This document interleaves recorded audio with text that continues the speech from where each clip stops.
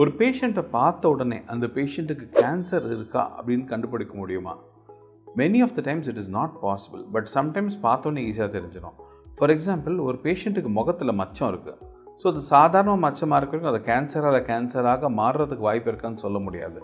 ஆனால் அதே மச்சம் கொஞ்சம் வளர்ந்து அந்த மச்சத்தில் ஒரு புண் இருக்குது, ப்ளீடிங் இருக்குது, அந்த மாதிரி இருக்குச்சு, definitely it's an indication of a cancer. Same way, ஒரு மார்பகத்தில் கட்டி இருக்குன்னு ஒரு பெண் வராங்க. இது வந்து ஒரு 18 to 25 year old ஏஜ் குரூப்பில் இருக்க ஒரு உமன் வந்தால் அவங்களுக்கு அந்த மாதிரி இருந்ததுன்னா டெஃபினெட்லி ஹார்மோன் மாற்றத்தில் வர்ற கட்டின்னு தான் யோசிப்போம் முதல்ல. But the same finding in a 40-year-old or elderly person வந்து கேன்சருக்குரிய அறிகுறி.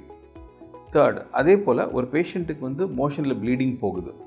ஸோ ஃபர்ஸ்ட் தாட் நமக்கு பைல்ஸ் தான் இருக்கும். பட் நம்ம எக்ஸாமின் பண்ணி பார்த்தா அங்கே கட்டி ஏதாவது தெரிஞ்சதுன்னா அது கேன்சருக்குரிய அறிகுறியாக இருக்கும். சேம் வே, ஒரு பேஷண்ட்டுக்கு திடீர்னு வயிறு உபசமாக இருக்குது, இல்லை வயிறில் கட்டி இருக்க மாதிரி இருக்குது. இந்த மாதிரி இருந்ததுன்னா ஒரு யங்கர் ஏஜ் குரூப்பில், அந்த ஒரு 30 to 40 ஏஜ் குரூப்பில் ஒரு பெண்ணுக்கு இருந்ததுன்னா you will think maybe it's a fibroid, அந்த மாதிரி ஏதாவது கட்டி இருக்கலாம், ஹார்ம்லெஸ் கட்டின்னு வச்சுப்போம்.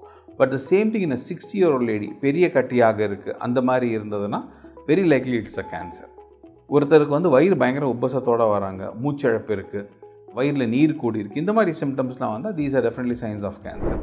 ஸோ ஒருத்தரை பார்த்த உடனே அவங்களுக்கு கேன்சர் இருக்கான்னு கண்டுபிடிக்கிறது கஷ்டம். இந்த மாதிரி ஏதாவது சிம்டம்ஸ் இருந்தால் please go to a doctor, get yourself examined and get it cleared.